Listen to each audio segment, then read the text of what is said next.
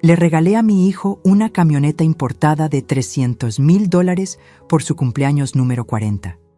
Mi nuera levantó la copa y con una sonrisa burlona dijo: un brindis por la madre tonta que intenta comprar amor como si fuera pan del día. Todos se rieron. Yo solo sonreí, me levanté y me fui sin decir una palabra.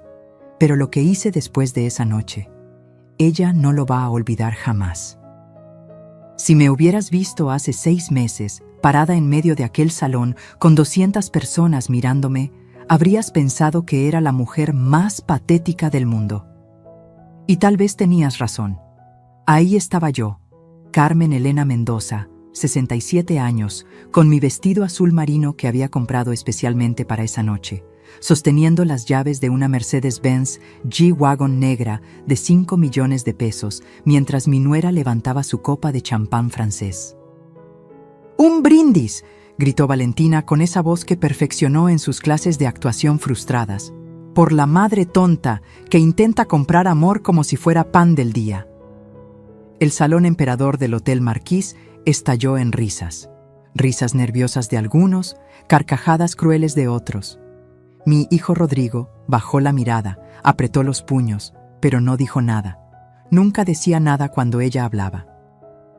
¿Sabes qué se siente cuando 200 pares de ojos te atraviesan con lástima? Es como si te arrancaran la piel lentamente. El mariachi que había contratado dejó de tocar. Las flores holandesas que decoraban las mesas parecían marchitarse con mi humillación. Incluso el moño rojo gigante que había puesto sobre la camioneta parecía burlarse de mí. Pero yo solo sonreí. Una sonrisa pequeña, casi imperceptible. Me quité los tacones que me había puesto para verme más alta. Los dejé ahí mismo sobre el escenario de mármol italiano y caminé descalza hacia la salida mientras el vestido azul marino barría el piso. No dije una palabra, ni una sola. Valentina siguió riendo, brindando, celebrando su victoria. Mi hijo seguía mirando el piso. Los invitados murmuraban, pero ninguno de ellos, absolutamente ninguno, imaginó lo que yo había empezado a planear en ese exacto momento.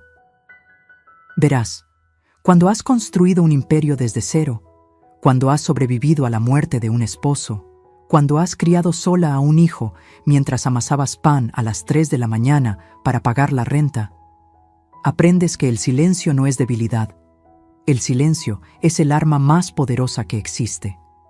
Esa noche, mientras todos celebraban mi humillación, yo ya había decidido que Valentina Herrera de Mendoza iba a conocer el verdadero significado de perderlo todo. No en un día, no en una semana, sino lentamente, pieza por pieza, hasta que no le quedara nada más que las cenizas de su propia arrogancia. El Mercedes-Benz G-Wagon seguía brillando bajo las luces del salón cuando salí. 5 millones de pesos que todos pensaron que había desperdiciado en un intento patético de recuperar el amor de mi hijo. Qué equivocados estaban. Esa camioneta no era un regalo, era el cebo. Y Valentina, en su infinita soberbia, había mordido el anzuelo con tanta fuerza que ya no podría soltarse. Mi nombre es Carmen Elena Mendoza. Tengo 67 años. Y esta es la historia de cómo destruí a la mujer que intentó destruirme a mí. Pero para que entiendas la magnitud de lo que hice, necesito contarte todo desde el principio. Desde el día que esa víbora entró a mi vida, con sus tacones de diseñador y sus lágrimas de cocodrilo. Porque lo que nadie sabía esa noche, lo que ni siquiera mi propio hijo sospechaba, era que yo había estado grabando cada conversación, documentando cada mentira, preparando cada movimiento durante 5 largos años. La camioneta era solo la carnada. El verdadero espectáculo estaba por comenzar. Y si crees que conoces el final de esta historia, te equivocas. Porque hay secretos en mi familia que ni yo misma conocía hasta hace poco. Secretos que cambiarían todo. Secretos que harían que esa noche del brindis pareciera un juego de niños comparado con lo que vendría después. Pero antes de contarte cómo terminó todo, necesitas saber cómo empezó. Cómo una viuda que vendía pan dulce en el mercado de Xochimilco terminó siendo dueña de 22 panaderías. y cómo su único hijo, su orgullo, su razón de vivir, terminó casándose con el demonio vestido de Versace. Si estás lista para escuchar esta historia, si de verdad quieres saber hasta dónde puede llegar una madre cuando la empujan al límite, entonces suscríbete ahora porque lo que viene te va a dejar sin aliento. Esta no es solo mi historia, es la historia de todas las madres que han sido menospreciadas, humilladas, descartadas, y es la prueba de que nunca, jamás subestimes a una mujer que ha sobrevivido a todo. Necesitas entender algo. Yo no nací con dinero. Mi padre, Eliseo Gutiérrez, era albañil en Xochimilco. Mi madre, Remedios, lavaba ropa ajena en una piedra de río que todavía existe, aunque ahora está seca.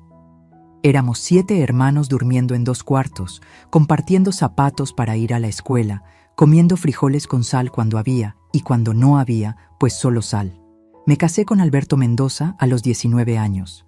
Era supervisor de obra, ganaba 1,200 pesos al mes, y para mí era un príncipe. Nos mudamos a un departamento de 2 habitaciones en la colonia Doctores. Las paredes tenían humedad, el techo goteaba cuando llovía, pero era nuestro. Ahí nació Rodrigo, un 15 de septiembre mientras los cohetes de la Independencia iluminaban el cielo. Alberto murió cuando yo tenía 27 años.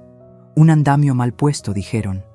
Cayó desde el 8º piso de una construcción en Polanco.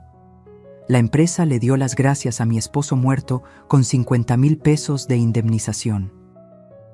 50,000 pesos por una vida. Ni siquiera alcanzaba para el funeral. Esa noche, con mi bebé de 8 años durmiendo en la cama que todavía olía a su padre, tomé la decisión que cambiaría todo. Mi abuela Esperanza me había enseñado a hacer pan cuando era niña. Era lo único que sabía hacer bien, además de llorar. Y llorar no pagaba la renta. Empecé vendiendo conchas y orejas en una canasta afuera del metro Pino Suárez. Me levantaba a las 2 de la mañana, amasaba hasta las 5, horneaba en el horno de la vecina que me cobraba 100 pesos por usarlo, y a las 7 ya estaba parada en mi esquina. Rodrigo iba conmigo antes de la escuela, me ayudaba a gritar: «¡Pan dulce! ¡Lleve su pan dulce calientito!». ¿Sabes cuántas veces la policía me corrió? ¿Cuántas veces tuve que sobornarlos con mi ganancia del día para que no me quitaran mi canasta? Pero seguí, siempre seguí. Un día, don Aurelio Sánchez, dueño de 3 cafeterías en el centro, probó mis cuernitos de queso. Me ofreció surtirle 200 piezas diarias. Era el milagro que había estado esperando. Con ese dinero, pude rentar un local pequeñito en la calle Regina.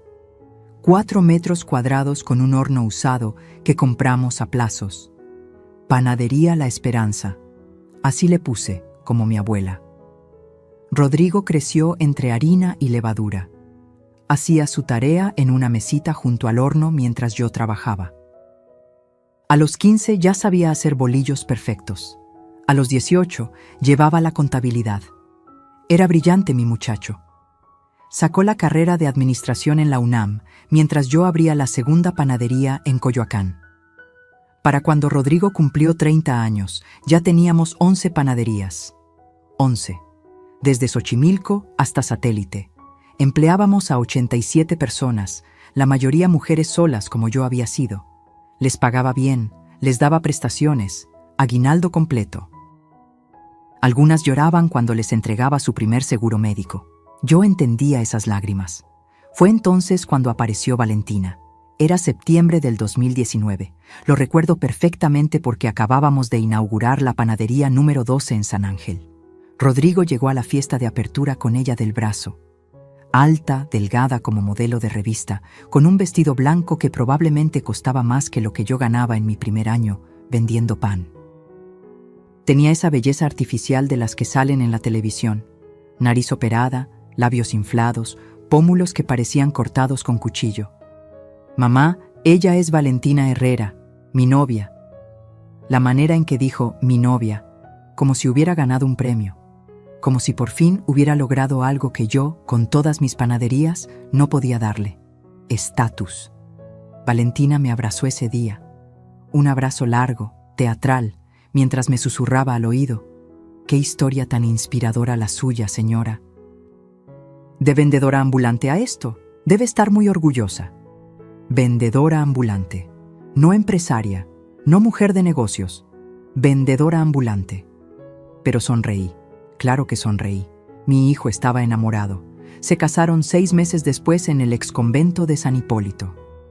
Yo pagué todo. El vestido de 300,000 pesos importado de España, los arreglos florales que trajeron de Ámsterdam, la cena para 400 invitados donde sirvieron langosta y vino francés. Del lado de Valentina solo vinieron 20 personas. Mi familia es muy pequeña, dijo. Soy casi huérfana, como usted quedó viuda tan joven. Como yo. Siempre encontraba la manera de compararse conmigo, de recordarme mis tragedias. Les regalé una casa en las lomas de Chapultepec. 5 millones de pesos de enganche, mensualidades de 80,000 pesos que yo pagaba religiosamente. Les di un puesto importante a ambos en la empresa. Rodrigo como director general, Valentina como directora de Relaciones Públicas, aunque nunca supe exactamente qué relaciones públicas manejaba. Los primeros 2 años fueron soportables. Valentina organizaba cenas donde invitaba a sus amigas del club, mujeres que la miraban como si fuera su mascota exótica, la que había casado al hijo de la panadera millonaria. Yo iba a esas cenas, me sentaba en mi lugar asignado, siempre el más alejado de Valentina, y escuchaba cómo reinventaba su historia cada vez. A veces era hija de diplomáticos que murieron en un accidente. Otras, su familia había perdido su fortuna en la crisis del 94. Mi favorita era cuando decía que había rechazado una carrera en el modelaje internacional para casarse con Rodrigo. El amor vale más que cualquier pasarela en Milán, suspiraba, mientras sus amigas aplaudían su sacrificio. Pero yo notaba cosas, pequeñas cosas, como que nunca hablaba de su infancia con detalles específicos, como que no tenía ni una sola foto familiar anterior a los 25 años, como que su acento a veces se deslizaba hacia algo que no era mexicano, algo que ella cubría rápidamente con una risa nerviosa. Y luego estaban los gastos. Dios santo, los gastos. Carteras de 80,000 pesos que aparecían cada semana. Viajes a Miami, por negocios, que costaban más que el salario anual de 5 empleadas. Una renovación de su oficina que costó 3 millones de pesos, más que lo que costó construir una panadería completa. Cuando le mencioné algo a Rodrigo, me miró como si lo hubiera traicionado. Mamá, ya no estamos en Xochimilco. Esta es nuestra vida ahora. Valentina sabe lo que hace. Ella entiende este mundo mejor que nosotros. Ese mundo, el mundo donde yo no pertenecía, aparentemente. Fue en el 3er año cuando las cosas empezaron a cambiar de manera más obvia. Valentina convenció a Rodrigo de que yo necesitaba descansar más. Tu mamá ha trabajado tanto, mi amor. Se merece disfrutar su vejez. Vejez. Tenía 64 años y me levantaba a las 5 de la mañana para supervisar la producción. Pero de repente era una anciana. Empezaron a excluirme de las juntas importantes. Para no estresarte, mamá. Cambiaron proveedores sin consultarme. Valentina tiene contactos mejores. Contrataron a un consultor estratégico, primo de Valentina, por supuesto, que cobraba 200,000 pesos al mes por decirnos que necesitábamos modernizarnos. Y yo, la estúpida de Carmen Elena, lo permití. Porque cada vez que intentaba protestar, Rodrigo me miraba con esos ojos cansados y me decía: mamá, por favor, Valentina solo quiere ayudar.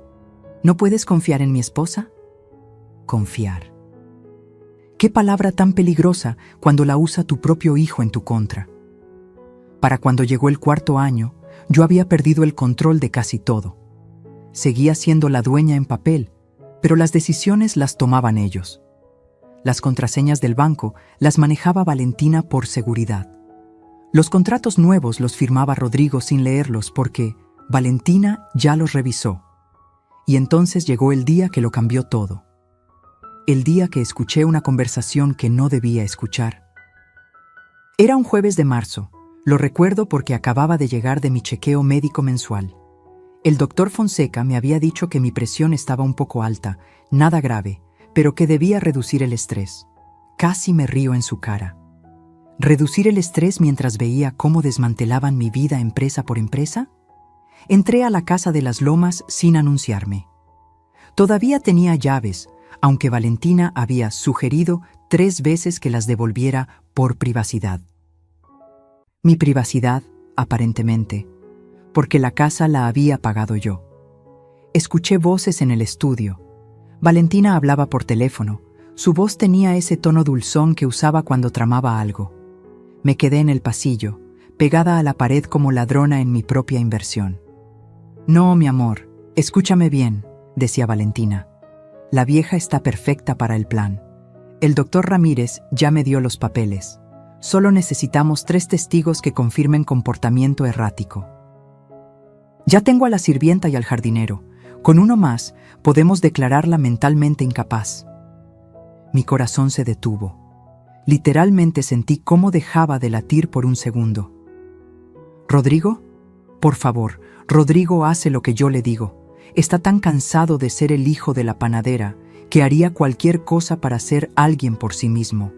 El muy idiota no se da cuenta de que sin el dinero de mami no es nadie». Risas. Escuché risas al otro lado del teléfono.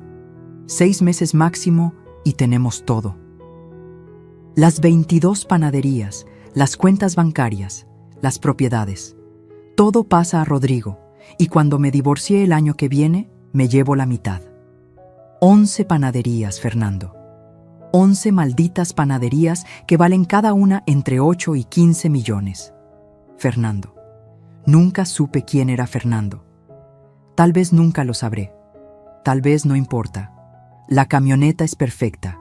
Ya convencí al tarado de que su mamá quiere comprarle algo extravagante para su cumpleaños. Cuando gaste 5 millones en un capricho así, tendremos la prueba perfecta de que está perdiendo el juicio. ¿Quién en su sano juicio regala una camioneta de 5 millones?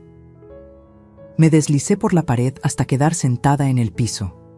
El mármol frío atravesaba mi vestido. Mi hijo, mi Rodrigo. El niño que cargué 9 meses, que amamanté con estos pechos, que saqué adelante vendiendo pan bajo la lluvia. ¿Sabía de esto? Ay, no seas melodramático, Fernando. No la vamos a matar. Solo la vamos a internar en Villa Hermosa. Es un asilo de lujo en Cuernavaca. Hasta tiene vista a las montañas. Vivirá sus últimos años dopada y feliz. Es más de lo que se merece la vendedora ambulante esa. Me levanté en silencio. Cada músculo de mi cuerpo temblaba, pero no de miedo, de furia, de esa furia fría que solo sientes cuando te das cuenta de que has estado ciega por elección propia. Salí de la casa sin hacer ruido. Manejé hasta mi departamento en Polanco, el único lugar que no les había permitido tocar, y me serví un tequila, luego otro, y otro más. Esa noche no dormí. Me quedé sentada en mi sala, viendo las fotos de Rodrigo de bebé, de niño, de adolescente, buscando el momento exacto donde lo perdí, donde mi hijo se convirtió en el títere de una mujer que ni siquiera sabíamos quién era realmente. Al día siguiente hice 3 cosas.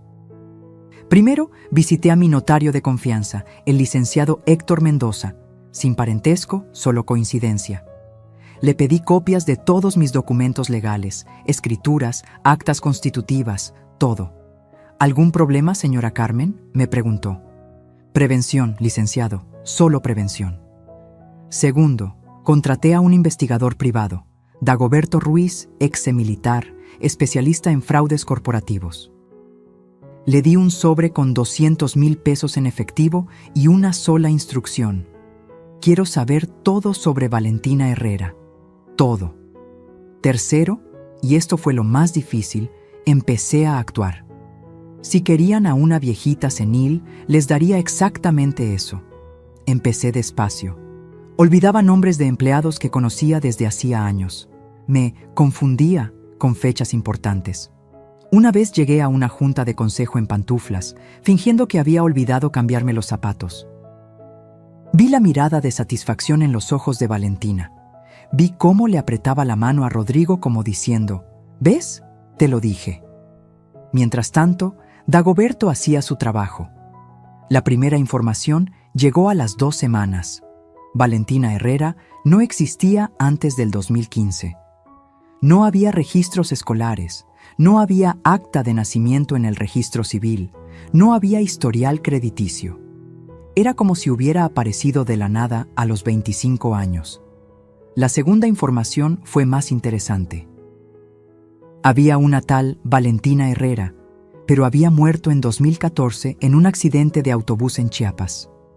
Misma fecha de nacimiento, mismo lugar de origen que decía mi nuera. Alguien había robado la identidad de una muerta. La tercera información fue la bomba. Su verdadero nombre era Alma Patricia Domínguez, nacida en Caracas, Venezuela. Llegó a México en 2014 huyendo de cargos por fraude. Había estafado a 3 familias en Caracas, haciéndose pasar por heredera de una fortuna petrolera. Pero lo mejor, lo absolutamente delicioso, fue lo que Dagoberto descubrió en la 4ª semana. Alma Patricia Domínguez estaba casada. Legalmente casada desde 2013 con un tal Jorge Luis Mendoza, otra vez sin parentesco, en Maracaibo, Venezuela. Nunca se divorció, lo que significaba que su matrimonio con mi hijo era completamente ilegal. Tenía todo lo que necesitaba para destruirla, pero no iba a hacerlo rápido. No.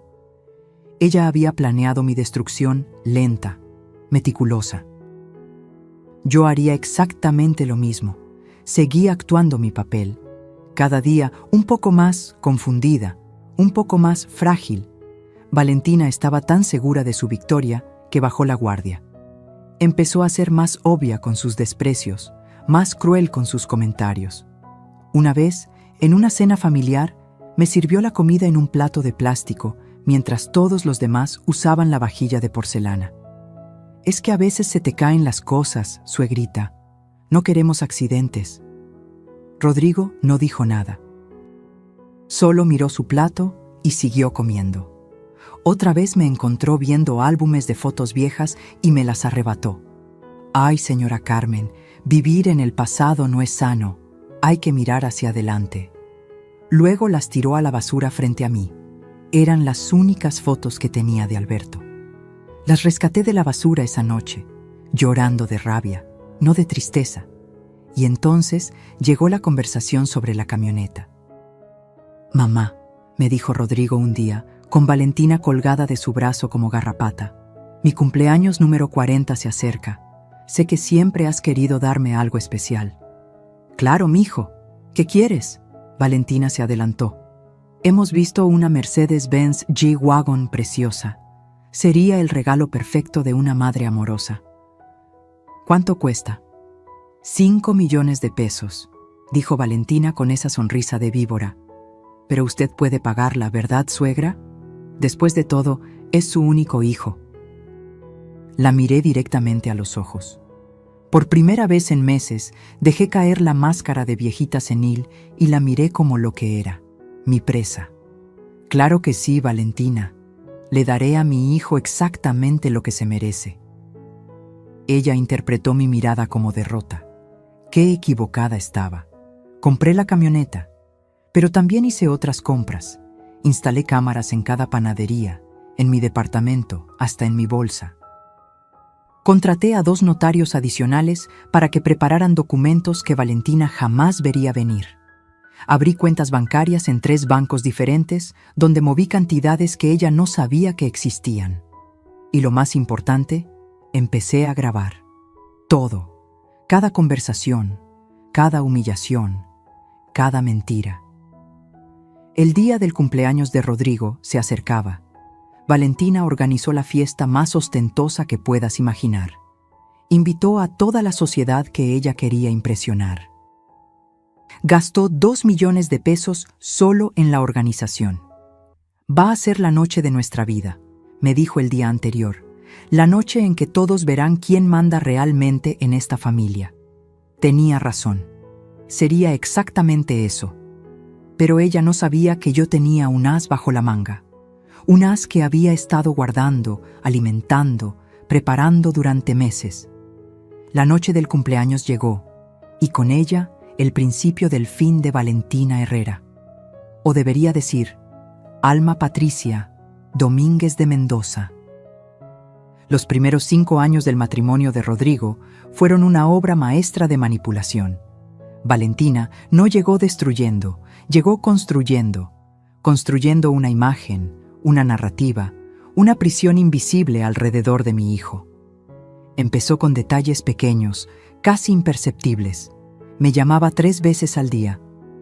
Suegrita, ¿ya desayunó? Le mandé su pan favorito con el chofer. Señora Carmen, Rodrigo está preocupado porque no ha tomado sus vitaminas. Mami Carmen, sí, empezó a decirme mami. Encontré un médico maravilloso para sus rodillas. Cada llamada era una actuación.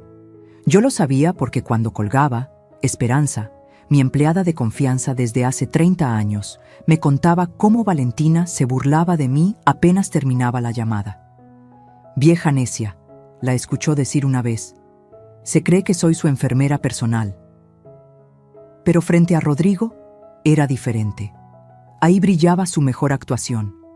Se había aprendido mis recetas de memoria. Cuando él llegaba cansado del trabajo, ella le servía mole negro, igual al de tu mamá, mi amor. Mentira. Lo compraba en un restaurante de Santa Fe y lo recalentaba. Una vez vi el recibo en su basura. 3,000 pesos por 1 litro de mole que ella hacía pasar por suyo. Organizaba domingos familiares, donde me invitaba a su casa, mi casa, la que yo pagué, y me sentaba en la cabecera mientras ella servía. Es que usted ya trabajó mucho, señora. Ahora me toca a mí cuidar de esta familia. Los vecinos la veían y comentaban que no era tan devota, qué ejemplo de amor filial. Nadie veía cuando me servía las sobras. Nadie notaba que mi café siempre estaba frío. Nadie se daba cuenta de que las flores que supuestamente me mandaba cada semana eran las que sobraban de sus eventos sociales. Pero su obra maestra, su verdadera genialidad, fue cómo aisló a Rodrigo de mí sin que él se diera cuenta. Mi amor, tu mamá se ve cansada. Mejor no la molestemos con problemas de la empresa. Rodrigo, tu mami necesita descansar. Yo me encargo de llevarle los reportes. Cariño, no le digas lo del préstamo bancario, solo la vas a preocupar. Cada frase era un ladrillo en el muro que construía entre nosotros. Y Rodrigo, exhausto de trabajar 12 horas diarias, agradecido de tener una esposa que se preocupaba por su madre, aceptaba todo. Valentina también era lista con el dinero. No robaba descaradamente, no, eso hubiera sido muy obvio. En cambio, creó una fundación, Mujeres Emprendedoras de México. Hermoso nombre, ¿verdad? Cada mes, la empresa donaba 500,000 pesos a esa fundación. Para ayudar a mujeres como usted, fue Suegrita, las que empiezan desde abajo. La fundación existía, claro. Hasta organizaba eventos. Eventos donde Valentina brillaba con vestidos de 200,000 pesos, hablando de su compromiso con las mujeres trabajadoras, mientras el 90% del dinero desaparecía en gastos administrativos.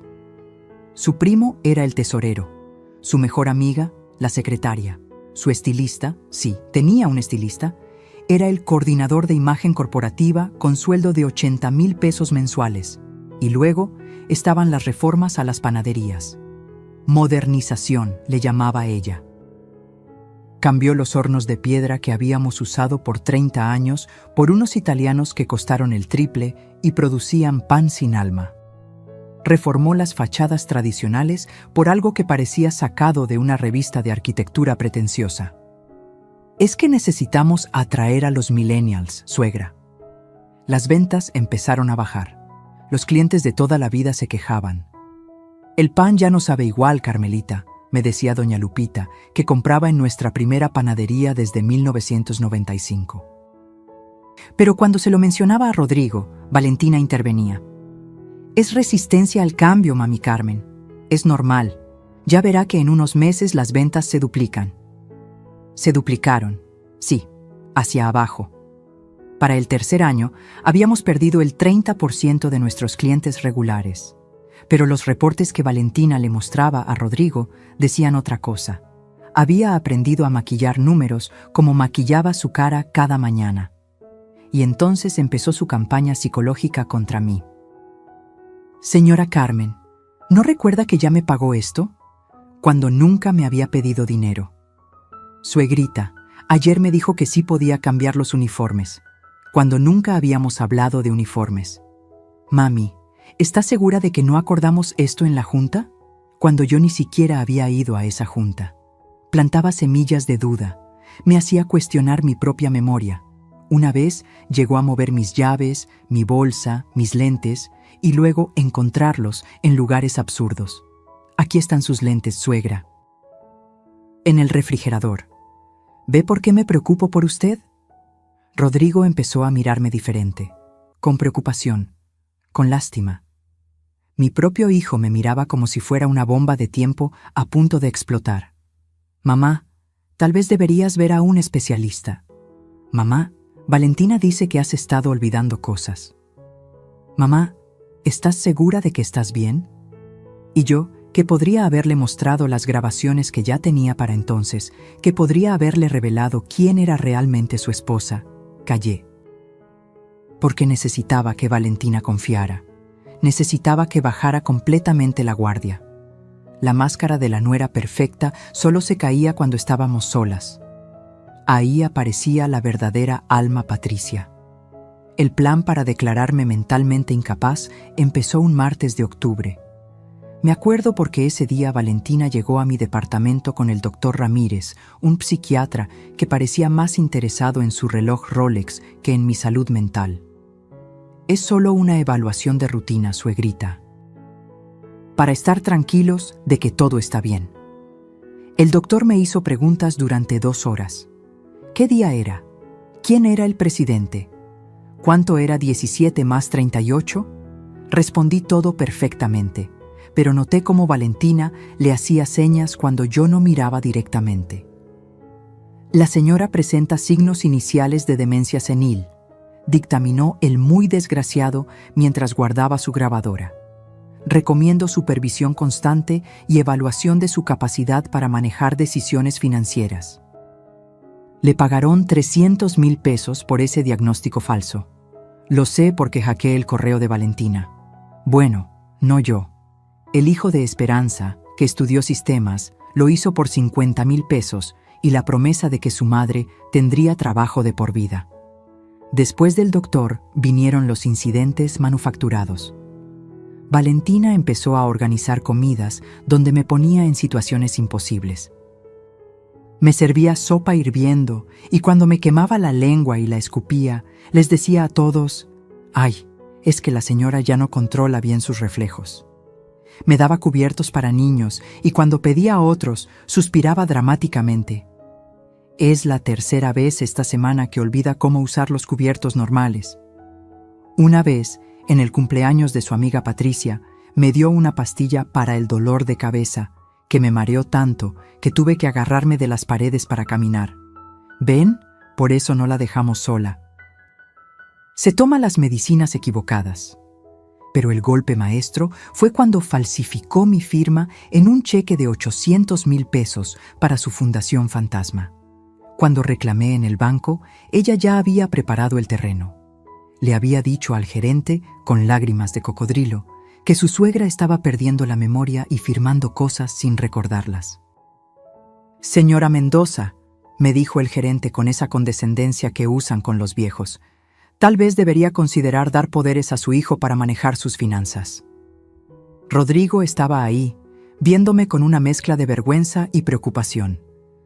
«Mamá, no pasa nada, fue un error, pero creo que el señor tiene razón. Valentina y yo podemos ayudarte con esto. ¿Sabes qué se siente cuando tu propio hijo, tu sangre, tu todo, te mira como si fueras un problema a resolver? Es como si te arrancaran el alma en pedacitos». Esa noche lloré. Lloré como no había llorado desde la muerte de Alberto. Pero entre lágrima y lágrima tomé una decisión. Si querían guerra, guerra tendrían. Empecé mi contraataque de manera sutil. Primero, Visité a la doctora Patricia Olmedo, neuróloga con 30 años de experiencia y, más importante, enemiga profesional del doctor Ramírez desde que él le robó una investigación en la universidad. Doctora, necesito evaluaciones neurológicas completas y necesito que sean irrefutables. Me sometí a todo: resonancias magnéticas, electroencefalogramas, pruebas cognitivas de 8 horas. Los resultados fueron contundentes. Mi cerebro estaba más sano que el de muchos de 40 años. Después, empecé a documentar todo con una obsesión enfermiza. Cada conversación la grababa con mi celular escondido. Cada documento lo escaneaba por triplicado. Cada movimiento bancario lo respaldaba con screenshots y estados de cuenta. Contraté a 3 empleadas nuevas en las panaderías, mujeres de mi absoluta confianza que en realidad eran testigos. Les pagaba extra para que observaran y reportaran todo lo que Valentina hacía. Una era exempleada bancaria y detectó irregularidades en la contabilidad que yo fingí no notar. Otra era exauditora del SAT y encontró facturas falsas por millones. La tercera era simplemente muy observadora y grabó a Valentina sacando dinero de las cajas registradoras cuando creía que nadie la veía. Pero lo más inteligente que hice fue contratar a Marina, una actriz retirada de telenovelas que ahora daba clases. Le pagué 200,000 pesos por enseñarme a actuar. Sí, a actuar. A fingir demencia de manera creíble pero no exagerada. A tener episodios en los momentos exactos para que Valentina se confiara más. Una vez, en una junta importante con inversionistas, fingí confundir a Valentina con mi hermana muerta. «Rosita, ¿qué haces aquí? Pensé que estabas en Oaxaca». Valentina aprovechó inmediatamente. «Ven, señores, por esto necesitamos reestructurar el poder ejecutivo de la empresa». Lo que no sabía era que yo había grabado su conversación telefónica de esa mañana donde les decía exactamente qué iba a hacer y cómo iban a responder ellos.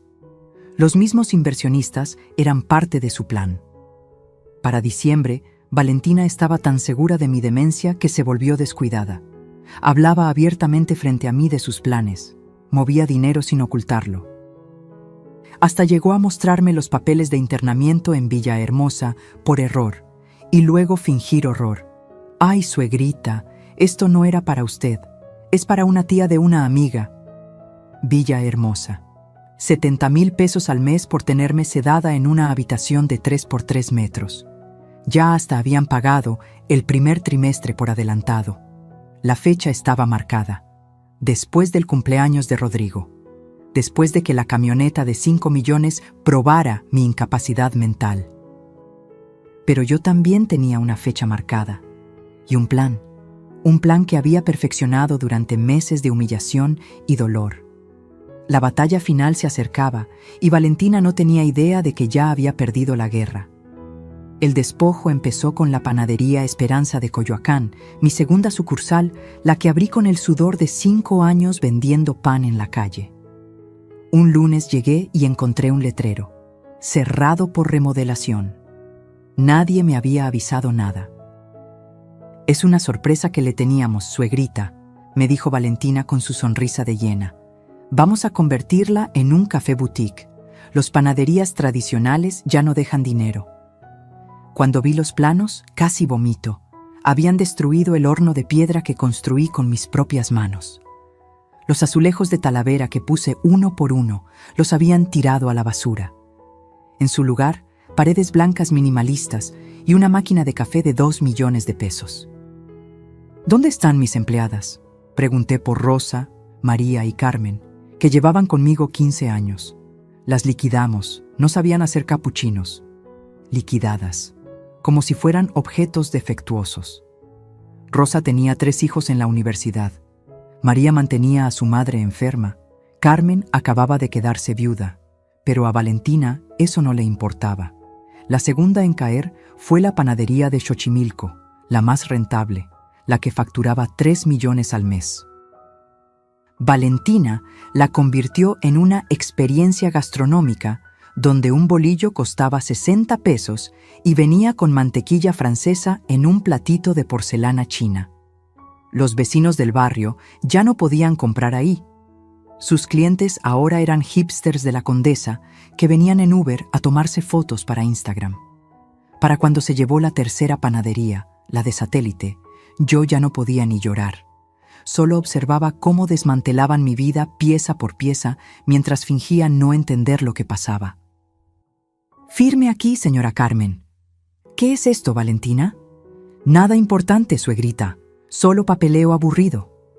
Papeleo que transfería los derechos de operación a una empresa que Valentina había creado, Grupo Gastronómico VRM. Las iniciales de Valentina y Rodrigo Mendoza. Mi apellido, mi legado, usado para robarme. Pero el momento que me partió el alma fue cuando escuché a Rodrigo defender a su esposa. Estábamos en su oficina, que antes era mi oficina, y acababa de recibir el reporte de ventas. Habíamos perdido 40% de ingresos en 6 meses. «Hijo, esto no está funcionando. Los clientes se están yendo».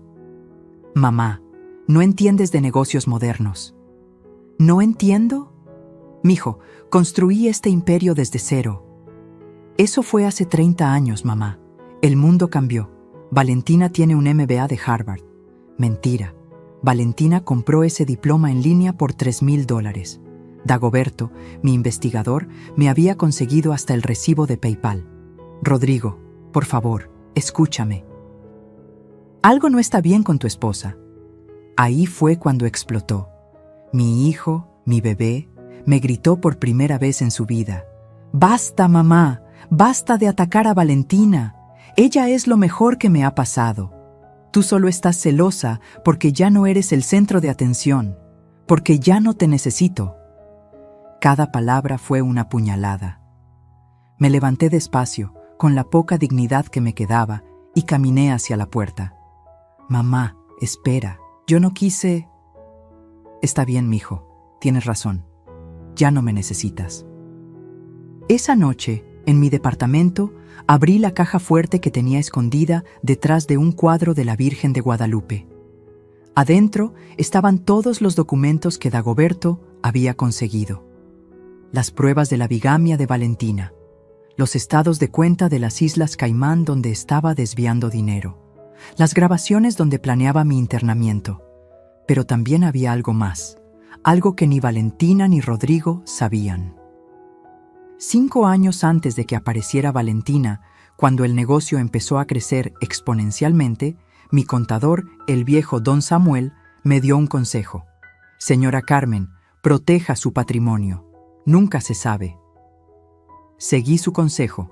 Creé una empresa holding en Panamá, completamente legal, donde estaba el verdadero patrimonio.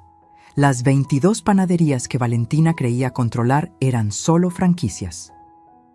El nombre, las recetas, los derechos de marca, todo estaba en esa holding de la que yo era la única dueña. Valentina estaba robando cascarones vacíos.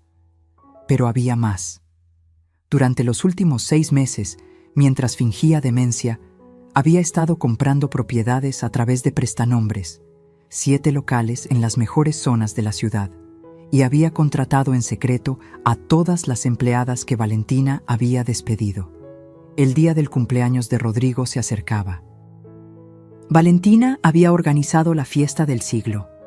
Había invitado a 300 personas, gastado 2 millones en decoración, contratado a los Tigres del Norte para que tocaran en vivo. «Va a ser épico, suegrita», me dijo mientras revisaba la lista de invitados. «Todos van a ver el regalo increíble que usted le da a su hijo, 5 millones de pesos en una camioneta. ¡Qué generosidad la suya!». La miré a los ojos. Por un segundo, solo un segundo, dejé que viera la verdad. Dejé que viera que sabía todo, pero antes de que pudiera procesar lo que había visto, volví a mi actuación de viejita confundida. «Sí, mijita, le voy a dar exactamente lo que se merece». Valentina rió, una risa que pronto se le iba a congelar en la garganta, porque yo había invitado a unas personas extra a la fiesta, personas que Valentina no esperaba, personas que cambiarían todo. La bomba estaba a punto de explotar. Comprar esa Mercedes-Benz G-Wagon fue el momento más doloroso y liberador de mi vida. Doloroso porque confirmaba que mi hijo valoraba más el dinero que a su madre. Liberador porque era la carnada perfecta para mi plan. Fui al distribuidor de Mercedes-Benz en Polanco un miércoles por la mañana. Valentina insistió en acompañarme para ayudarla a no confundirse, suegrita. Llevaba un vestido rojo que gritaba dinero y una sonrisa que gritaba victoria. El vendedor, un joven llamado Eduardo, nos atendió con esa mezcla de admiración y codicia que tienen los que venden lujo. Valentina inmediatamente tomó control. Queremos la G-Wagon más equipada que tengan, la AMG G63, negra, con interiores de piel color caramelo. Excelente elección, señora. Esa configuración tiene un precio de 5.200.000 pesos. Perfecto, dijo Valentina antes de que yo pudiera hablar. Mi suegra pagará en efectivo. Eduardo casi se atraganta. ¿Efectivo? Transferencia bancaria, corregí yo. Pero quiero algunas modificaciones especiales. Valentina me miró extrañada. ¿Qué modificaciones, suegra? Quiero que graben para Rodrigo, con amor eterno de tu madre, en las cabeceras de piel. Y quiero una placa personalizada. Claro, ¿qué quiere que diga la placa? Verdad 40. Valentina rió. Ay, suegra, qué ocurrente. Verdad por su cumpleaños 40. No era por eso, pero la dejé creer lo que quisiera. Durante las 3 semanas que tardaron en preparar la camioneta, Valentina no cabía de la emoción. Le contó a todo mundo sobre el regalo excesivo que la pobre señora Carmen insistía en comprar. Es que ya ven cómo está, les decía a sus amigas en el club. Gasta sin control, por eso necesitamos protegerla de sí misma. Organizó la fiesta más ostentosa que había visto en mi vida. Rentó el Salón Emperador del Hotel Marquis, el mismo donde se casaban los políticos y empresarios más ricos del país. Contrató a los mejores organizadores de eventos, los que cobraban 500.000 pesos solo por la planeación. La lista de invitados era un show aparte. Había invitado a toda la sociedad que ella quería impresionar. Empresarios, influencers, hasta un par de actores de telenovelas. Pero sobre todo, había invitado a los socios potenciales que Rodrigo había estado cortejando para expandir el negocio. Esta fiesta va a ser nuestra coronación, le escuché decir por teléfono. Después de esto, nadie dudará de quién maneja el imperio de las panaderías Mendoza. 3 días antes de la fiesta, hice mis propias invitaciones, discretas, personales, entregadas en mano por Esperanza. Invité a Jorge Luis Mendoza, el esposo legal de Valentina, que acababa de llegar de Venezuela después de años buscándola. Dagoberto lo había encontrado manejando un taxi en Tijuana, tratando de juntar dinero para contratar un detective. Le pagué el vuelo, el hotel y 50.000 pesos por su presencia. Invité al verdadero doctor Ramírez, no el psiquiatra corrupto, sino su hermano gemelo, fiscal especializado en fraudes financieros, que llevaba 2 años investigando a su hermano por vender diagnósticos falsos. Invité a Patricia Olmedo, la neuróloga que tenía todos mis estudios demostrando mi perfecta salud mental, junto con evidencia en video de que había estado fingiendo los episodios de demencia. Invité a los verdaderos dueños de los inversionistas que Valentina había engañado, personas que habían perdido millones en sus estafas anteriores y que la habían estado buscando por años. E invité a Alma Gutiérrez, la verdadera Valentina Herrera, que no había muerto en ningún accidente. Estaba vivita y coleando en Chiapas, muy sorprendida de descubrir que alguien había robado su identidad y la había declarado muerta. Pero mi invitada estrella era otra, alguien que nadie esperaba. El día de la fiesta llegó. Me puse mi mejor vestido, el azul marino que había comprado especialmente para la ocasión. No era caro ni ostentoso, pero me veía digna. Me veía como lo que era, una guerrera a punto de ganar su última batalla. Llegué temprano al salón. La camioneta ya estaba ahí, brillando bajo las luces, con un moño rojo gigantesco que Valentina había insistido en poner. Para que parezca más regalo, suegrita. Los invitados empezaron a llegar. Valentina brillaba como nunca, con un vestido dorado de 200,000 pesos que había comprado con el dinero de mis panaderías. Besaba mejillas, repartía sonrisas, se aseguraba de que todos supieran quién era la verdadera anfitriona. Rodrigo llegó 1 hora tarde, como ella había planeado, para hacer una entrada triunfal, había dicho. Cuando entró, los mariachis empezaron a tocar las mañanitas, los meseros descorcharon champán y Valentina lo llevó hacia donde estaba la camioneta. «¡Miren todos!», gritó Valentina tomando el micrófono. «El regalo de una madre amorosa para su único hijo». Fue entonces cuando me paré y caminé hacia ellos. Todos guardaron silencio. Tomé las llaves de la camioneta que estaban en una caja de cristal y me acerqué al micrófono. Antes de entregar este regalo, dije con voz clara, «Quiero hacer un brindis». Valentina me pasó una copa con una sonrisa condescendiente. «Claro, suegrita, diga unas palabras». Levanté la copa y miré directamente a los ojos de mi hijo. «Brindo por la verdad, porque la verdad, aunque duela, siempre sale a la luz». Fue entonces cuando aparecieron mis invitados especiales. Mientras Valentina tramaba mi destrucción, yo no estaba sola. Tenía aliadas que ella nunca vio venir, mujeres que habían estado observando en silencio, esperando el momento exacto para actuar. La primera era Esperanza, mi empleada de confianza. Pero Esperanza era mucho más que una empleada. Era mi hermana del alma, la que me ayudó a criar a Rodrigo cuando yo trabajaba 18 horas al día. Su hijo, Miguel, el que ahora es ingeniero en sistemas, creció junto a Rodrigo. Fueron como hermanos hasta que Valentina llegó y convenció a mi hijo de que no era apropiado juntarse con la servidumbre. Esperanza había estado grabando todo. Cada humillación, cada robo, cada mentira. Tenía un celular viejo que escondía en su delantal y había documentado 3 años de abusos. Videos de Valentina sacando dinero de las cajas. Audio de ella burlándose de mí con sus amigas. Fotos de documentos que firmaba falsificando mi letra. «Señora Carmen», me dijo una noche llorando. «Me parte el alma ver cómo la trata. Y Rodriguito, ay, Rodriguito se perdió». La segunda aliada fue una sorpresa hasta para mí. Cristina Durán, la mejor amiga de Valentina. Sí, la misma que reía en todas las humillaciones, la que aplaudía sus crueldades. Resulta que Cristina también había sido víctima de Valentina.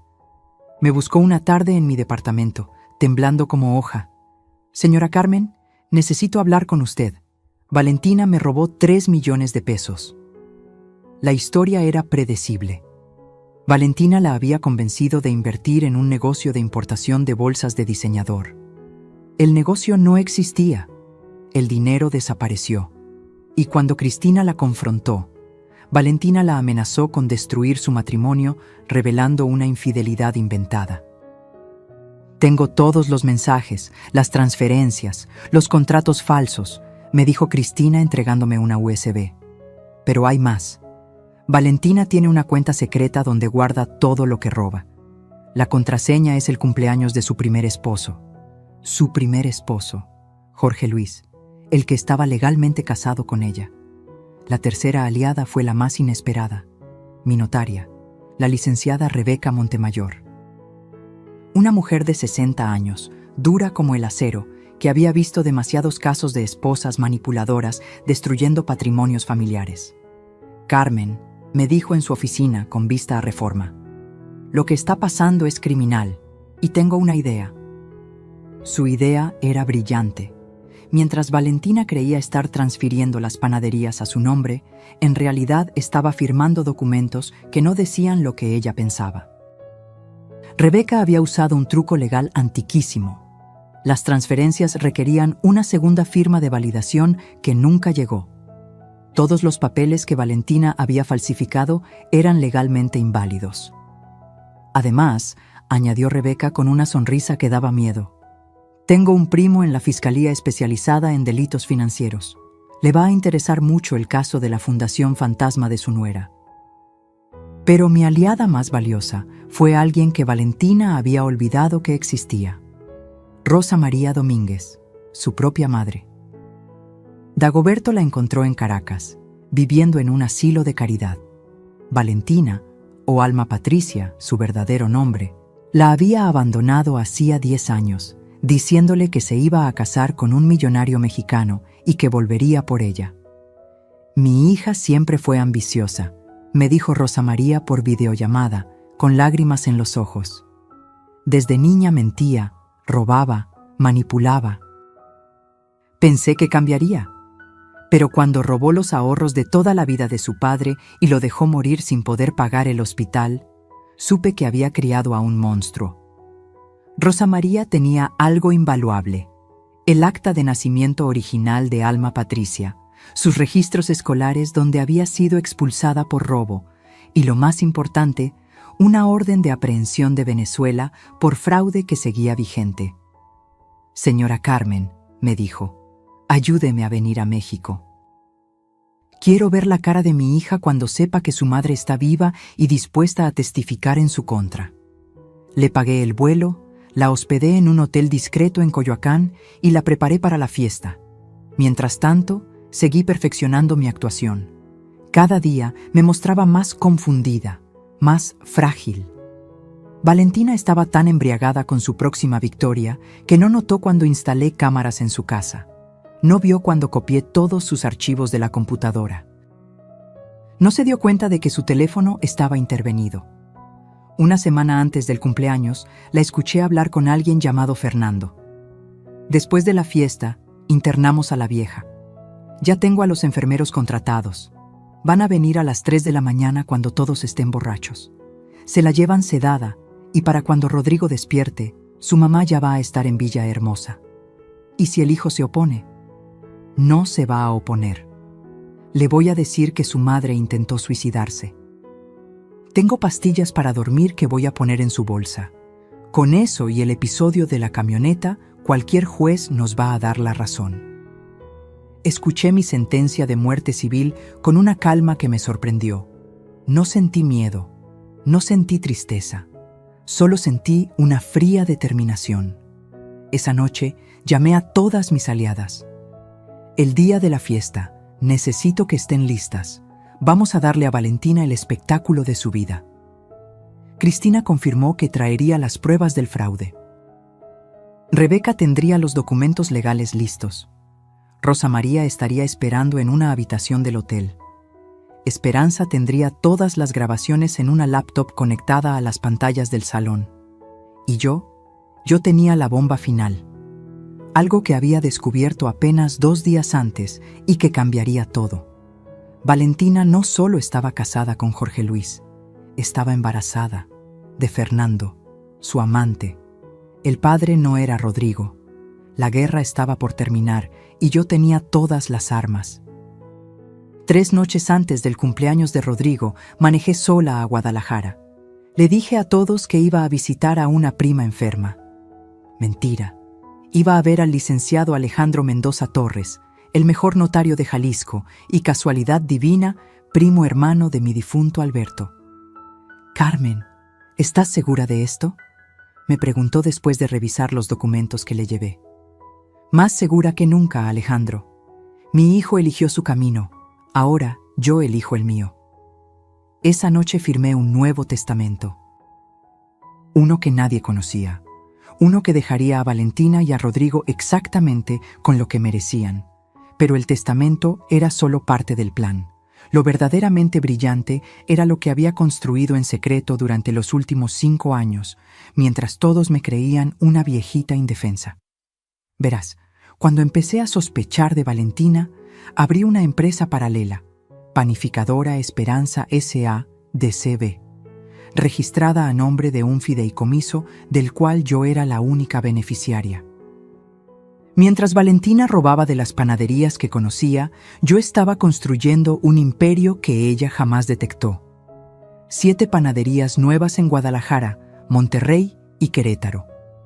Todas manejadas por las empleadas que Valentina había despedido por incompetentes.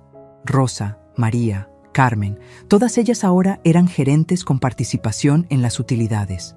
Facturaban 8 millones de pesos mensuales, dinero que iba directo a cuentas que solo yo conocía. Pero eso no era todo. Durante mis visitas médicas a Houston, que Valentina creía eran para tratamientos de demencia, en realidad estaba cerrando tratos con inversionistas americanos. Había vendido la franquicia internacional de mis recetas por $15 millones. Sí, dólares. El dinero estaba en un fideicomiso en Texas, intocable para las leyes mexicanas, esperando mi señal. Señora Mendoza, me dijo Jim Patterson, el CEO de American Bakery Corporation, sus recetas son oro puro. Vamos a abrir 50 locales en California y Texas. Mientras firmaba ese contrato, Valentina estaba en México robándose migajas. De regreso en mi departamento de Polanco, saqué la caja fuerte escondida detrás del cuadro de la Virgen. Adentro, junto a todos los documentos que había recolectado, agregué el Nuevo Testamento. Pero también había algo más. Una carta para Rodrigo. Una carta que había reescrito 100 veces y que entregaría solo si las cosas salían como esperaba. «Mijo», empezaba la carta, «cuando leas esto, probablemente me odies, pero prefiero tu odio honesto que tu amor manipulado. El día antes de la fiesta, instalé las últimas piezas del rompecabezas. Primero, visité a mi banco y transferí 5 millones de pesos a una cuenta especial. No era para la camioneta, esa ya estaba pagada. Era para algo mucho mejor. Después, me reuní con los verdaderos empleados de Villahermosa, el asilo donde Valentina planeaba internarme. «Doctor Márquez», le dije al director, «mi nuera pagó 3 meses por adelantado para internarme contra mi voluntad. Aquí está el recibo». Le mostré la copia que había sacado del bolso de Valentina. «Esto es secuestro y ustedes serían cómplices». El hombre palideció. «Señora Mendoza, nosotros no sabíamos. Ella dijo que usted había firmado los papeles». «Mentira, pero le propongo un trato. Ustedes van a hacer exactamente lo que les voy a pedir, y yo no los denuncio. Es más, les pago el doble de lo que ella les dio». El plan era simple. Cuando los enfermeros vinieran por mí, se llevarían a alguien más. Alguien que había aceptado ayudarme por 100,000 pesos y la promesa de unas largas vacaciones. Esa noche, la última antes del cumpleaños, no pude dormir. Me senté en mi balcón viendo las luces de la ciudad, tomando un té de canela como me enseñó mi abuela Esperanza. A las 3 de la madrugada, mi teléfono sonó. Era un mensaje de voz de Valentina que había mandado por error, o tal vez queriendo torturarme. «Fernando, mi amor, después de mañana somos libres. La vieja se va al asilo, Rodrigo se queda con la culpa y las deudas, y nosotros nos vamos a Suiza con todo el dinero. El bebé va a nacer en Europa, lejos de este infierno. Te amo. El bebé, el hijo que mi hijo creía suyo». Tomé mi grabadora y guardé ese mensaje. Era la última pieza de evidencia que necesitaba. El día del cumpleaños amaneció soleado, sin una nube en el cielo. Era el 15 de marzo, curiosamente los idus de marzo, el día que asesinaron a Julio César. ¡Qué apropiado! Me bañé despacio, me peiné con cuidado, me puse el vestido azul marino. En el espejo vi a Carmen Elena Mendoza, no la víctima que Valentina había creado, sino la guerrera que siempre fui. Antes de salir, hice una última llamada. «Esperanza, activa el plan. Es hora». En algún lugar de la ciudad, mis aliadas se estaban preparando. Las pantallas del salón habían sido hackeadas por Miguel, el hijo de Esperanza. Los videos estaban listos para proyectarse. Los invitados especiales estaban en posición. Y yo, con las llaves de la camioneta en mi bolso, junto a una USB que contenía 3 años de crímenes documentados, me dirigí a la fiesta. Valentina creía que esa noche sería mi humillación final. No tenía idea de que sería la suya. Cuando entré al Salón Emperador, Valentina ya estaba en su elemento. Recibía a los invitados como una reina, con su vestido dorado que brillaba bajo los candelabros de cristal. Rodrigo estaba a su lado, incómodo en su smoking, sonriendo esa sonrisa forzada que ponía cuando ella lo exhibía como trofeo. «Ahí está la estrella de la noche», gritó Valentina cuando me vio, con esa voz falsa que usaba en público. «La generosa madre que regala camionetas de 5 millones». 200 pares de ojos se volvieron hacia mí, algunos con burla, otros con lástima, la mayoría con ese morbo cruel de los que disfrutan viendo caer a otros. Me acerqué despacio, sonriendo. Valentina me abrazó teatralmente para las fotos. «Llegó su hora, suegrita», me susurró al oído. «Después de esta noche, todos sabrán que está loca». «Tienes razón», le susurré de vuelta. «Después de esta noche, todos sabrán la verdad». Ella rió, creyendo que deliraba. La cena transcurrió según su guión. Valentina había preparado todo para hacerme quedar mal. Mi plato era diferente al de los demás, comida en papilla, porque a la señora se le dificulta masticar. Mi copa tenía agua mientras todos tomaban vino. Es que con sus medicamentos no puede beber. Mi silla estaba apartada de la mesa principal, para que esté más cómoda. Cada humillación era recibida con risitas nerviosas de los invitados. Vi a algunos empresarios importantes intercambiar miradas. Vi a las esposas de los socios cuchichear. Todos pensando lo mismo. Pobre vieja senil. A las 10 de la noche llegó el momento del brindis. Valentina tomó el micrófono con su copa de champán Moet Chandon de 3,000 pesos la botella. «¡Un brindis!», gritó con su voz entrenada para fingir emoción. «Por la madre tonta que intenta comprar amor como si fuera pan del día». El salón estalló en risas. Cruel, despiadada, horrible risa. Fue mi señal. Me levanté despacio, me quité los tacones con calma y caminé descalza hacia la salida. Pero antes de llegar a la puerta, me detuve y volví. «Tienes razón, Valentina», dije tomando el micrófono que ella había dejado. «Soy una tonta. Fui tonta por confiar. Tonta por creer. Tonta por no ver lo que todos aquí van a ver ahora».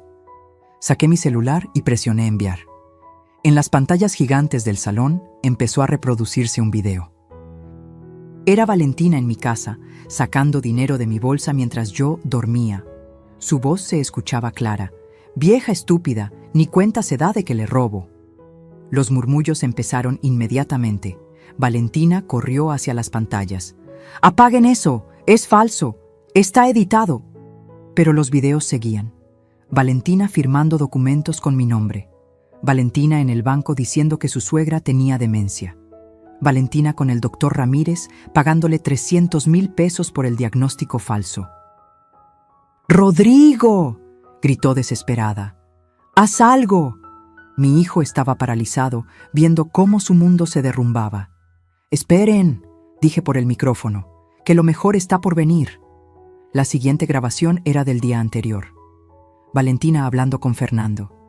«El bebé no es de Rodrigo, amor, pero él es tan idiota que nunca hará una prueba de paternidad». Un grito ahogado recorrió el salón. Rodrigo se puso blanco como papel.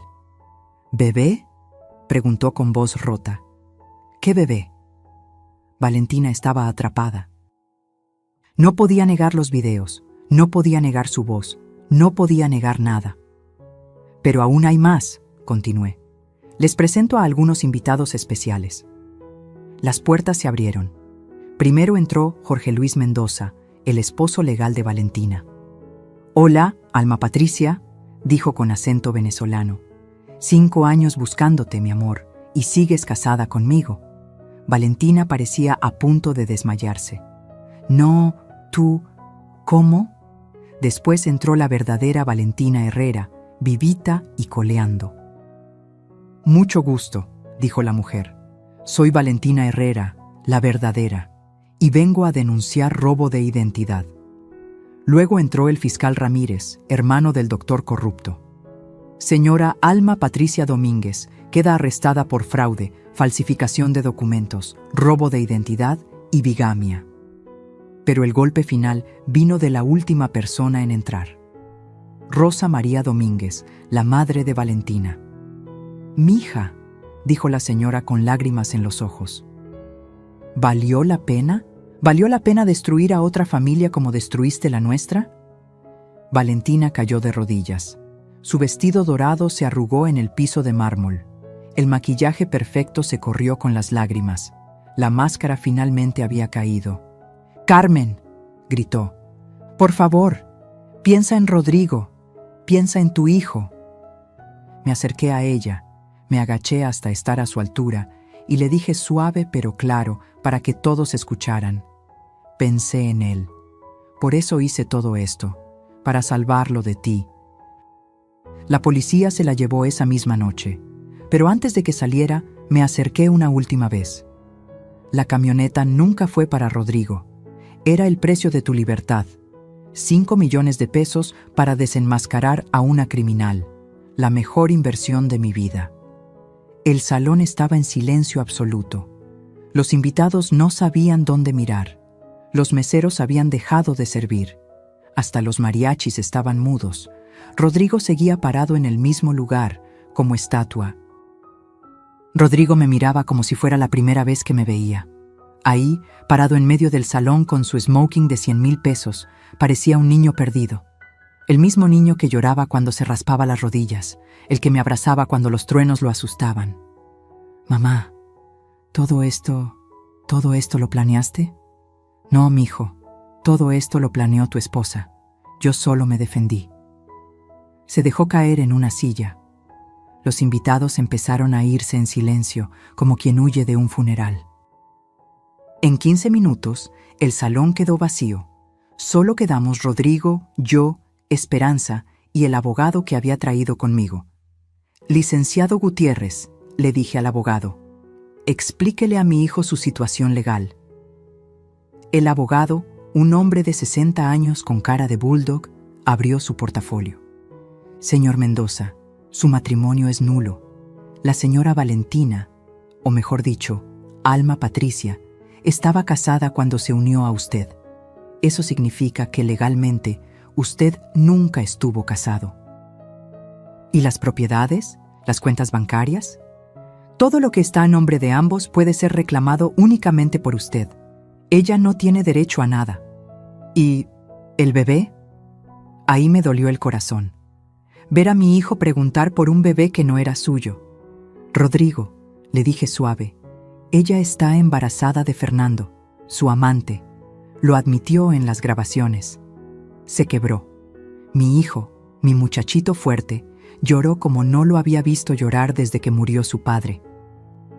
Me acerqué para abrazarlo, pero me rechazó. «No me toques. Tú también me mentiste. Me hiciste creer que estabas perdiendo la cabeza para protegerte». «No necesitaba tu protección, necesitaba que confiaras en mí». «¿Confiar? Rodrigo, cuando intenté advertirte, me gritaste, me dijiste que estaba celosa, me echaste de tu vida». «Porque ella me convenció». «Exacto, ella te convenció, tan fácilmente, tan rápido, ¿y querías que confiara en ti?». La verdad le pegó como cachetada. Se levantó tambaleante y caminó hacia la salida. «¿A dónde vas?». «A emborracharme hasta olvidar que existo». «No, vas a ir a tu casa, vas a dormir y mañana vamos a arreglar este desastre, juntos». «¿Juntos? Mamá, vendiste las panaderías, ¿verdad? Por eso ella no encontraba el dinero». «No las vendí, las protegí. Siguen siendo nuestras». «¿Nuestras?». «Siempre fueron nuestras, mijo, siempre». Esa noche lo llevé a su casa. La casa que había pagado yo, pero que por primera vez sentía suya. Mientras dormía su borrachera, revisé los papeles que Valentina había dejado. Descubrí más horrores. Préstamos a mi nombre por 10 millones de pesos, contratos con proveedores fantasma, hasta una demanda laboral falsa preparada para quitarme más dinero. A la mañana siguiente, Valentina intentó negociar desde el reclusorio donde esperaba su proceso. Mandó a su abogado, un tipo con cara de rata que cobró 50,000 pesos solo por venir a verme. «Mi cliente está dispuesta a irse del país si retiran los cargos». «No. Podría contar cosas sobre su hijo que dañarían su reputación». «¿Qué cosas? ¿Que fue víctima de una estafadora? Todo mundo ya lo sabe». «Tenemos fotos, comprometedoras. Me reí. Por primera vez en meses, me reí de verdad. Fotos editadas como las que usó para chantajear a Cristina Durán, ya las revisó un perito, todas falsas. El abogado tragó saliva. ¿Qué quiere entonces? Justicia. Que pague por cada peso robado, por cada mentira dicha, por cada día de tortura psicológica. Eso podría ser 20 años de cárcel. Entonces que sean 30. 48 horas después del cumpleaños, el divorcio estaba completo. Bueno, la anulación, porque divorcio no podía haber de un matrimonio que nunca existió. Valentina fue sentenciada a 15 años de prisión. Hubieran sido más, pero su embarazo le dio atenuantes. Fernando, su amante, huyó a Colombia donde lo agarraron por otros fraudes. Jorge Luis, el esposo legal, no quiso saber nada de ella y se regresó a Venezuela. El bebé nació en prisión, una niña. La madre de Valentina, Rosa María, pidió la custodia y se la dieron.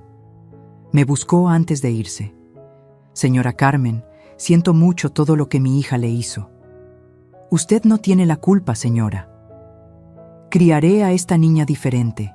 Le enseñaré valores, le enseñaré a trabajar. No será como su madre. Le di un sobre con 200,000 pesos, para la niña, para que tenga oportunidades. La señora lloró. Usted es lo que mi hija nunca pudo ser, una verdadera dama. Rodrigo tardó meses en perdonarme, no por lo que hice, sino por cómo lo hice, por no confiar en él, por tratarlo como otro enemigo en lugar de una víctima. Pero poco a poco, trabajando juntos en reconstruir las panaderías, volvimos a encontrarnos. Volvimos a ser madre e hijo. Volvimos a ser familia. La camioneta de 5 millones se quedó en el estacionamiento del hotel por semanas hasta que decidí qué hacer con ella. 6 meses después de aquella noche, me desperté temprano como siempre. Eran las 5 de la mañana y la ciudad apenas comenzaba a despertar. Me preparé un café de olla como me enseñó mi abuela y me senté en el balcón a ver el amanecer. La camioneta Mercedes-Benz seguía en el estacionamiento del hotel, acumulando polvo y cuentas de resguardo. 5 millones de pesos convertidos en un recordatorio de metal y cuero de la noche que recuperé a mi hijo. Rodrigo había cambiado mucho. Ya no usaba los trajes de 100,000 pesos que Valentina le compraba. Había vuelto a sus jeans y camisas simples. Llegaba a las 4 de la mañana a la panadería de Regina, la primera, la original, para ayudar con el primer horneado del día. Como cuando era niño, me dijo una mañana mientras amasábamos juntos. ¿Te acuerdas, mamá? Yo hacía mi tarea mientras tú horneabas. Me acuerdo de todo, mijo, de cada momento. Las panaderías se recuperaron rápido. Despedimos a todos los consultores que Valentina había contratado. Regresamos a las recetas originales. Volvimos a contratar a las empleadas despedidas. En 3 meses, recuperamos el 60% de los clientes perdidos. En 6, estábamos mejor que nunca. Pero lo más importante no fue el dinero recuperado. Fue ver a Rodrigo volver a ser él mismo. Un día me llamó desde la panadería de Coyoacán. «Mamá, ven rápido, necesito mostrarte algo». Cuando llegué, había una fila de clientes hasta la esquina, todos esperando por el pan recién salido como en los viejos tiempos. «¿Ves eso?», me dijo con lágrimas en los ojos. «Esto es lo que construiste, esto es real, no los restaurantes pretenciosos de Valentina, esto». Doña Lupita, nuestra clienta más antigua, se acercó con su bolsa del mandado. «Carmelita, qué gusto que regresó el pan de verdad, el de antes, el que sabe a casa». Esa tarde, Rodrigo y yo nos sentamos en la oficina, la misma donde había descubierto las primeras mentiras de Valentina, y hablamos de verdad por primera vez en años. «Mamá, necesito pedirte perdón». «No, mijo. Déjame terminar. Te fallé. Te cambié por una mujer que me prometió convertirme en alguien importante. No me di cuenta de que ya era alguien. Era tu hijo. El hijo de la mujer más fuerte que conozco. Lloramos juntos. abrazados como cuando él era niño y yo era toda su mundo. ¿Y la camioneta?, me preguntó después. ¿Qué vas a hacer con ella? Es tuya si la quieres. No la quiero, me recuerda todo lo malo. Entonces la vendemos. No, tengo una mejor idea. Su idea me sorprendió. Quería subastarla y usar el dinero para crear una fundación real, no como la falsa de Valentina. Una fundación para ayudar a mujeres víctimas de violencia económica y psicológica. La llamaremos Fundación Esperanza, dijo, como tu abuela, como tu primera panadería, como tu empleada fiel. La subasta fue un evento. No por publicidad, quisimos hacerlo discreto, pero la historia se había corrido. La esposa del embajador de Alemania, que había estado en la fiesta del cumpleaños y vio todo, compró la camioneta por 7 millones de pesos. Para mí no es solo un auto, me dijo. Es un símbolo de que las mujeres podemos defendernos. Con esos 7 millones, más 3 millones que puse yo, más 2 que puso Rodrigo de sus ahorros personales, creamos la fundación. En el primer año ayudamos a 53 mujeres a salir de relaciones abusivas, a recuperar su dinero, a reconstruir sus vidas. Una de ellas era Cristina Durán, la examiga de Valentina.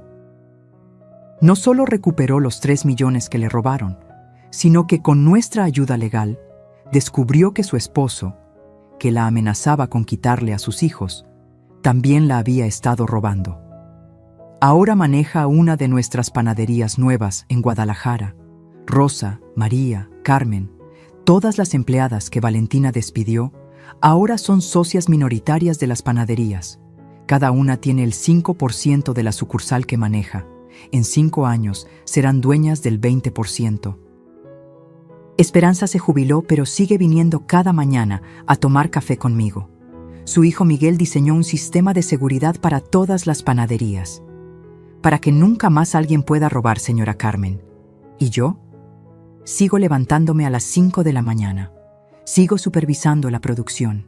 Sigo siendo Carmen Elena Mendoza, la panadera de Xochimilco, que construyó un imperio con sus manos. Pero ahora soy más. Soy la prueba viviente de que nunca es tarde para defenderse. De que el silencio puede ser un arma. De que a veces hay que destruir todo para poder reconstruir. Valentina sigue en la cárcel.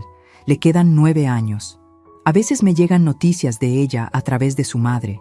Dice que estudia repostería en el penal, que quiere salir reformada, que pide perdón. No la odio. El odio es darle demasiada importancia. Simplemente ya no existe en mi mundo. Hace una semana, Rodrigo me dio la mejor noticia. Está saliendo con Sofía, la hija de mi notaria Rebeca.